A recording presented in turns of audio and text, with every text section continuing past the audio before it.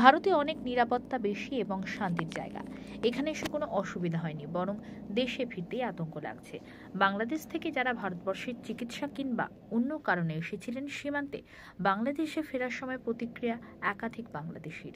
বাংলাদেশে প্রচুর চিন্ময় কৃষ্ণ দাস গ্রেপ্তার হওয়ার পরে উত্তেজনা সৃষ্টি হয়। অভিযোগ ওঠে বাংলাদেশ সংখ্যালঘুদের ওপর অরাজনৈতিকভাবে আক্রমণ চলছে। এমনকি কোনো আইনজীবী চিন্ময় কৃষ্ণ দাসের হয়ে কোর্টে লড়ছে, রাজি হচ্ছে না।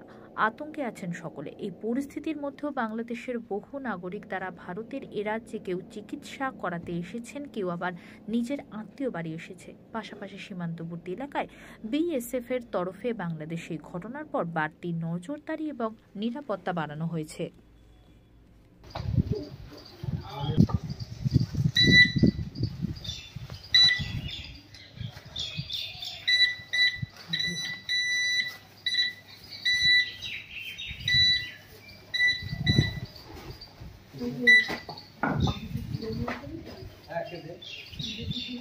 না না না সাথে কোনো সম্পর্ক রাখা হয় আগে আমার দোকান মাল হচ্ছে না, আপনাদের সাথে কোনো এদের পাশে বর্ডার পাশে কি জন্য এসেছিলেন? আমি চিকিৎসার জন্য গেলাম। আমার এক আত্মীয়র খুব অবস্থা খারাপ ছিল, তাই দেখতে গেলাম ধুবুলিয়া। কবে এসেছিলেন? গত পরশু দিন, মানে 3 দিন আগে। আচ্ছা, একাই একাই চিকিৎসা করিয়েছে? হ্যাঁ, করেছে।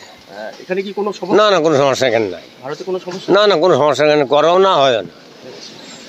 এই যে যাচ্ছেন, যাওয়ার সময় কোনো বিএসএফরা কোনো সমস্যা? না না, বিএসএফ এর কোনো সমস্যা সহযোগিতা করে। এখানে যে ছিলেন এতদিন, হ্যাঁ, কেমন ছিলেন? কোনো অসুবিধা? এখানে আমি 3, 4, 5 দিন ছিলাম। 3 দিন ছিলাম। 3 দিন আমার কোনো অসুবিধা হয়নি। কিসের অসুবিধা? খেয়েছে, খেয়েছে, ঘুরেছে। এখন যা বাংলাদেশের পরিস্থিতি, তাতে কি মনে হয় ওটা নিরাপদ না ভারতবর্ষ নিরাপদ? এখন আমাদের ধরেন সীমান্ত এলাকায় বাড়ি, বুঝলেন, আমরা তো ওদিকে যাই না, তো আমরা কিভাবে বুঝবো বলেন, বুঝলেন? ফিরে যাচ্ছেন, মানে একটু মনে হচ্ছে যে ভয় ভয় লাগছে? না না, কি আমার বাড়ি সীমান্ত এলাকায়, মানে সীমান্তের কোলে, দর্শনা জয়নগর, একদম চেকপোস্টের সাথে, বুঝলেন? কি নাম আপনার? মোহাম্মদ আব্দুল মোতালেব। দিনের দিন বাসা আমার বাংলাদেশ ফিরতেছি। 19 দিনের দিন? জি, আমার ফ্যামিলি রিলেটেড সব এখানে থাকে, আত্মীয়। আচ্ছা, বোনের বাসা বলেন, মাসির বাসা বলেন, পিসির বাসা বলেন, সব এখানে।